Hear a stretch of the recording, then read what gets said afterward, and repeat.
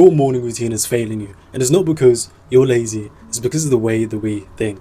You see, we want the most efficient start to start the day. Who doesn't? But as soon as we wake up, if you hit any sort of wall, such as you wake up late, or maybe you can't do your full morning routine. You see, when your brain decides that the perfect day is now ruined, it forces you into an all or nothing trap. You see, the perfect rigid morning routine that you get told isn't what's right for our mind. You see, what we actually need is a flexible modular system. So by the end of this video, I'm going to teach you the flexible modular routine that I've used. That's going to ensure that you don't fail your morning routine, no matter if you wake up late, exhausted, or tired. You see, because our overthinking minds value efficiency so much, that when that perfect rigid morning routine has a tiny crack at the start, such as you wake up late, your brain works against you and thinks, you know what, since the system isn't going to be perfect today, it's no point of doing it at all. But in the flexible plan, we fix this with having an anchor habit.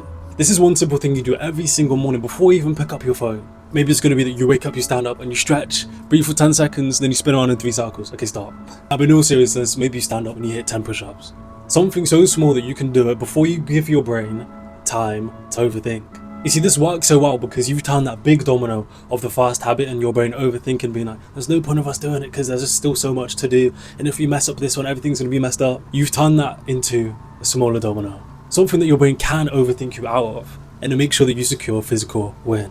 You see, the second problem of a rigid morning routine is the lack of choice. You see, imagine your past have ordered you a McDonald's meal and it told you have to eat this meal with the fries fast, burger, and then drink. Every single day, regardless of how hungry or thirsty you actually feel. This is what a rigid morning routine does, because it doesn't account for your capacity. It doesn't account for the future variables that are going to be out of your control. It assumes you're going to have the perfect amount of time every day, perfect amount of energy in order to execute whatever you fill out in these boxes. And the simple way to fix this is by building your menu. You see, in the flexible morning routine, you have the anchor, the easy thing that you can do every day, push-ups as soon as you get out. But then you get to pick, for example, A. You see, meal number A is going to assume that you're not even that hungry at all, which is going to assume that you slept terribly. So what you're going to do is just a simple 3-minute meditation, get on with your day.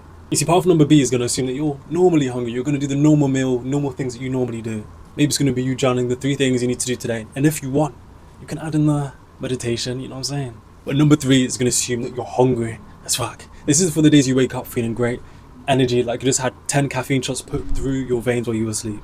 For example, this could be you hitting a cold shower, doing your workout after, and then going to make one of those videos where you create one of those palaces in the forest. You see, I'm not watching one of them tonight. Either way, your morning routine is finally adaptable.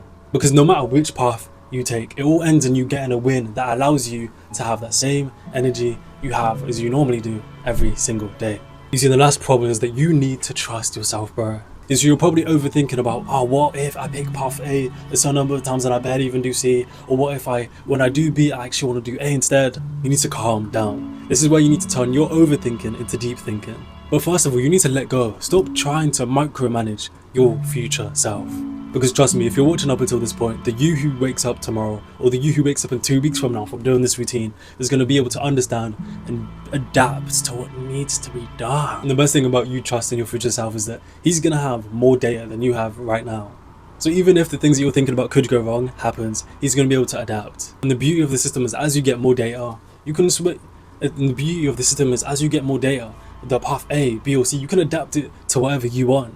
And the perfect morning routine you also want will actually happen. So if this systemic advice helps for your overthinking brain, you know what to do, subscribe. And let's turn your overthinking into deep thinking, bro. Anyway, comment anything down below, maybe future video ideas. I'll see you in the next one.